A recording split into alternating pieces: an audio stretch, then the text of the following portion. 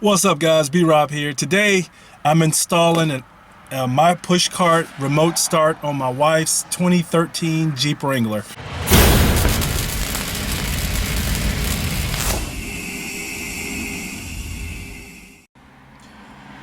So here it is, the my push cart remote start for the Jeep, the 2013 Jeep Wrangler.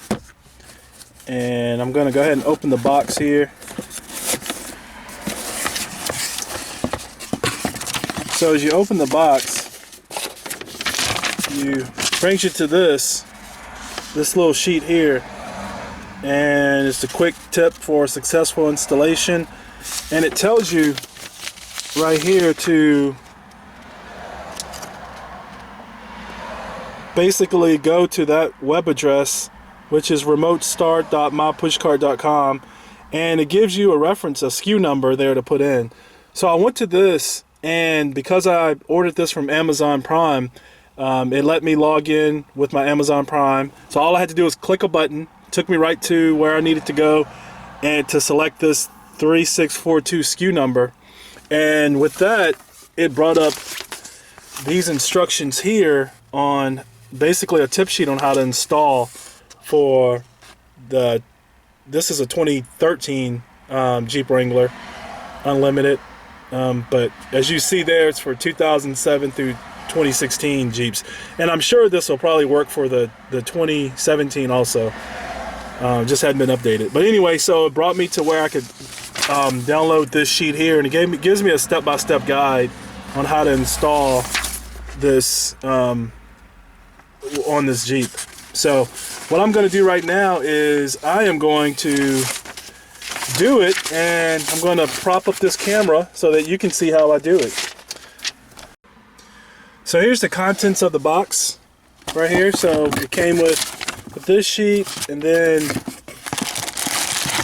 it gives me this here, and it looks like what they've done was they went ahead and programmed it so it's been flashed for this vehicle. As you can see right there, and it gives me everything inside to use. What's this? Oh, that's my receipt, so you don't have to see that. It has my address on it, how much I paid for it. So I actually paid $119 for this on Amazon. So I'm going to try to open this up with one hand here. It's my first time opening this up, taking all the contents out. So there's my wiring harness, and tells me I'm not going to use all these wires here. There's my wiring harness, and then there's my module. All right, so I'm gonna go ahead and get started. So my first step is to undo this. Now on the tip sheet it tells me to unscrew some screws, but on this 2013 model it doesn't have any screws. So all I'm going to do is I'm going to gently pull this without breaking anything, because it's clipped in. And this is my first time installing one of these, so bear with me. So I'm going to go ahead and try to undo this without breaking it. Again, this is on my wife's Jeep, so of course I don't want to mess it up. That would be very bad. It's not good for relationships when you mess up your spouse's or your girlfriend's or your boyfriend's Jeep, right? All right, guys. So I pulled down the cover from this. Now I'm going to take a 10mm ratchet, and I'm going to undo my bolts here. So I've removed my plate here, and now looking at the steering wheel, I'm going to go under, and there's star pattern screws like this here, here, and here. So now I'm going to use my star tool right here, and I'm going to loosen these and take this off to follow the next step on my directions.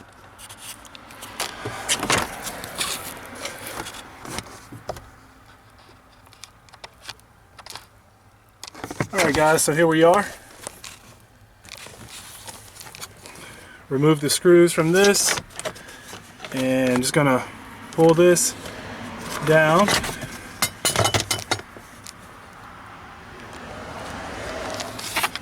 And so I want to get to this here. I'm going to disconnect this, plug in my MPC remote start module, program it, and we should be good to go. Alright guys, here we are. Put a flashlight in here. Here's my transponder and the transponder plug here. So I took this, unplugged it, and now I'm going to look at my harness here and see there is a male and female end. So this I'm going to plug into the transponder. I'm going to basically replace the transponder plug here with this. Then I'm going to plug this plug into this part. Alright guys, so I have everything plugged in. My T-harness is plugged into the transponder, and the transponder plug is plugged into here. And now I'm going to program my module, and the way I do that is of course follow my directions. I plug in I press and hold this button right here while I plug in the 4-pin data link connector. So looking at my connectors, I'm looking for the 4-pin. So here's the 4-pin connector right there. So what I'm going to do is I'm going to set my camera down and plug that in. Alright, there we go. So 4-pin connector is right here. Plugs into here. So tells me to hold down this button. There's some lights here. So basically hold down this button while I plug this in. It always works when you have it turned the right way. So it works like that. And they're going to alternate between blue, red, and yellow.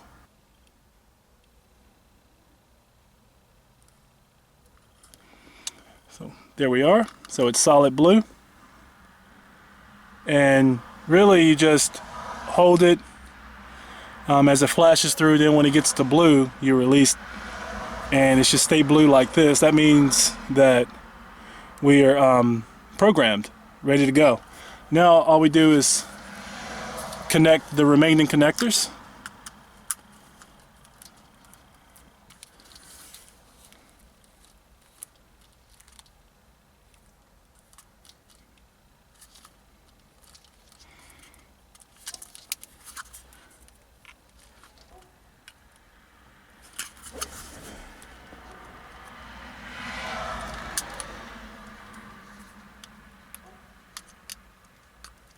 So everything is connected up,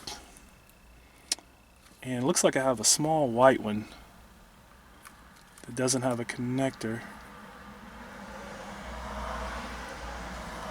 So that's okay. It looks like I have one here that's not connected, but it looks like that's okay. There's no connector for it. It's a 2-pin connector. So it looks, well, just the way it is. So looks like everything's fine. Now what I'm going to do is I'm going to turn the ignition onto the run position, and the blue LED should start flashing rapidly. So now I just have to find my keys. There they are.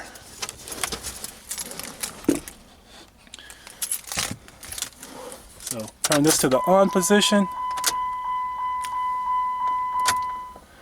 It should start flashing. There we go. Turn it to the off position. Then I press my lock key, my lock button.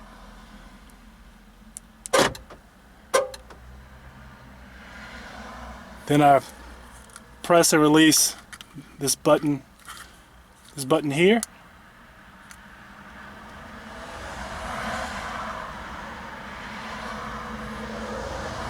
So it should be programmed now. So what I'm going to do now is I'm going to test it. And the way this thing's supposed to work is when you hit this 3 times, it should start. So I'm going to go ahead and try it.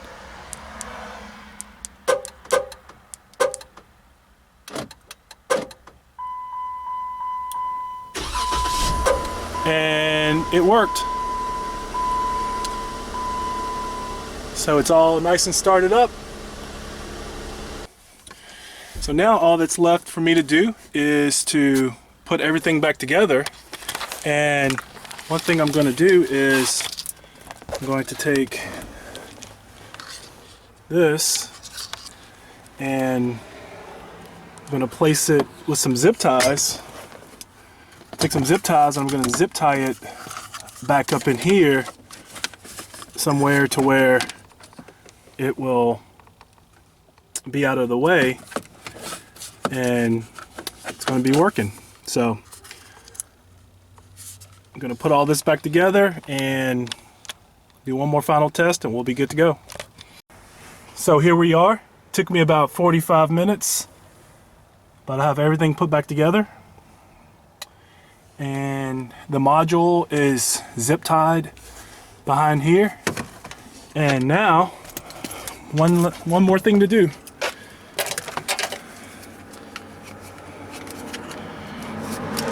It's been a pretty easy process. Now, the last thing to do is to